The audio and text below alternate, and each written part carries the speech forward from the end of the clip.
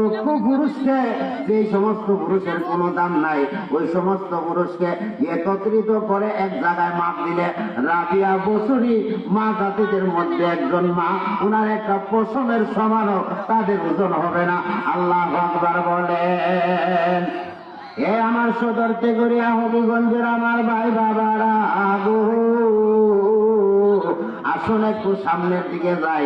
বাবারে, আজকে আমরা যারা সামান্যতম কিছু আমরা চলাফেরা করতে পারি, টাকা পয়সার মালিক আল্লাহ পাক আপনি আমাকে বানিয়েছে, আল্লাহ পাক আপনি আমাদেরকে সন্তান দান করেছেন।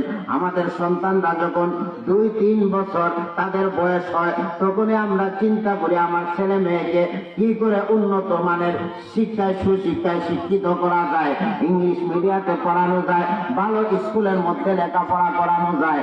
বাবারে, দেখা যায় যদি কুয়াশা হয়, ওই কুয়াশার ভিতরে 7টায় সন্তান ঘুম থেকে উঠে মক্তবে যাইতে চায় না, মা বাবা কোনো এলাকা নেয় না, চেষ্টা করে না।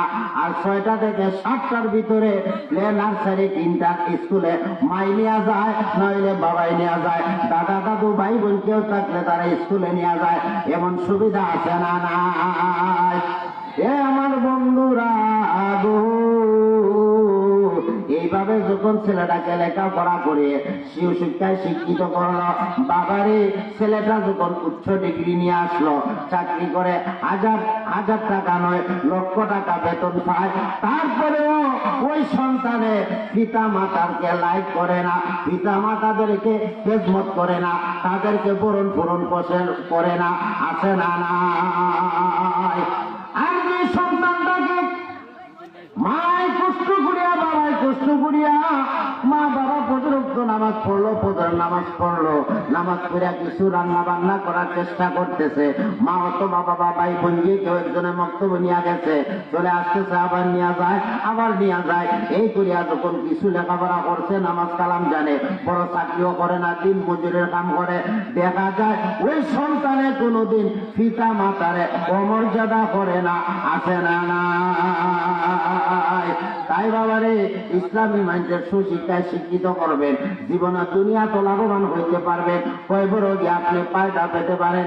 আসুন সামনের দিকে বাড়ি, যে কথাটা বলতেছিলাম বাবারে,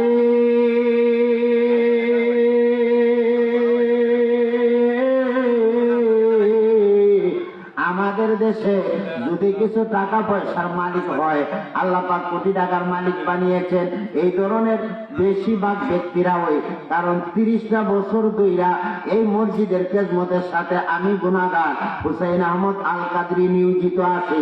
আমার দেখা ঘটনা